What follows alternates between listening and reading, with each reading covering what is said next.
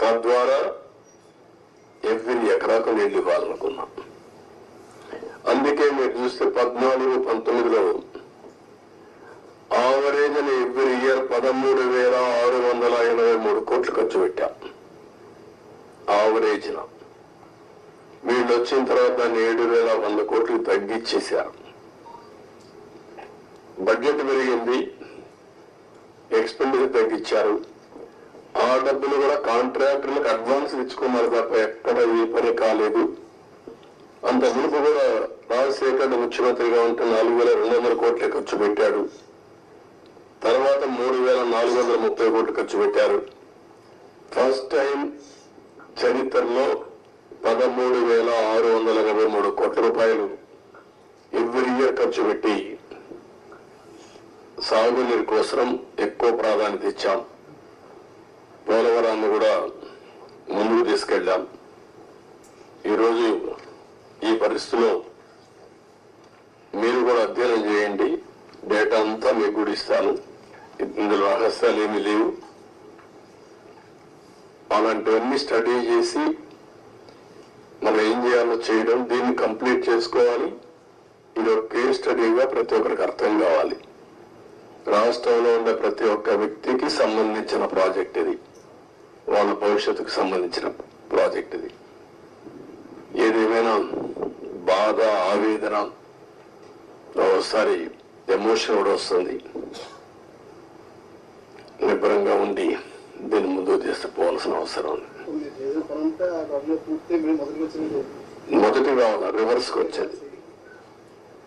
ఇప్పుడు నీకు ఎముకలన్నీ ఇరిగిపోతే ఏం చేస్తాను?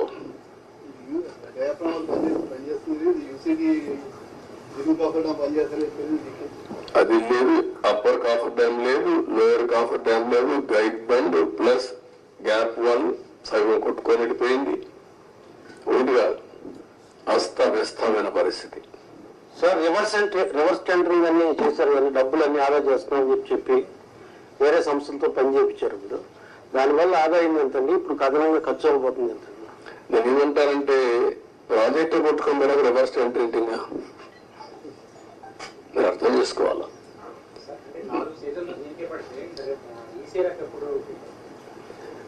వాట్ ఐఎమ్ సేయింగ్, ఇది 3 సీజన్లలో పూర్తి చేసి ఈసీఆర్ఎఫ్ తీసుకురావాలా. దట్ ఈస్ ప్రైమరీ వాళ్ళు చెప్పిన రిపోర్టు.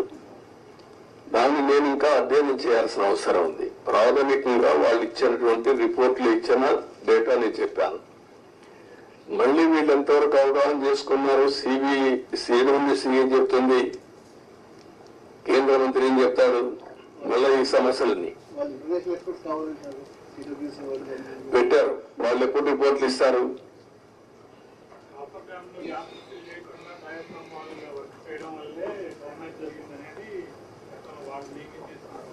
ఆరోపణ కాదు, కాఫర్ డ్యామ్ ని ఫిలప్ చేయడం కోసం క్లియర్ గా కట్టి ఆ 1 month లో ఈ ఏజెన్సీలు మార్చకపోతే అయిపోయింది. రావడం సేమ్ డే ఏజెన్సీలు మార్చేశారు. ఆ ఏజెన్సీ రెస్పాన్సిబిలిటీ ఆ సీజన్ లో చేసే రెస్పాన్సిబిలిటీ అని చెప్పారు. Government of India secretary letter రాస్తూ పీపీఏ కానీ గవర్నమెంట్ ఆఫ్ ఇండియా కానీ మీరు మార్చొద్దండి, మారిస్తే అకౌంటబిలిటీ ఎవరికి ఫిక్స్ చేయాలో తెలియదు. నవ్ అకౌంటబిలిటీ సర్వీస్ ఎవరైతే కాంట్రాక్టర్ ఉన్నారో కాంట్రాక్టర్ బాధ్యత, ఇంజనీర్ల బాధ్యత. మీరు ఇప్పుడు మారిస్తే పాత కాంట్రాక్టర్ పోతాడు, కొత్త కాంట్రాక్టర్ వస్తాడు. మధ్యలో ఏదైనా జరిగితే ఎవరైంది చెప్పలేదని మీరు స్టడీ చేసుకోవాలి. అది చాలా స్పష్టంగా చెప్పారు. వెయిట్ చేయండి.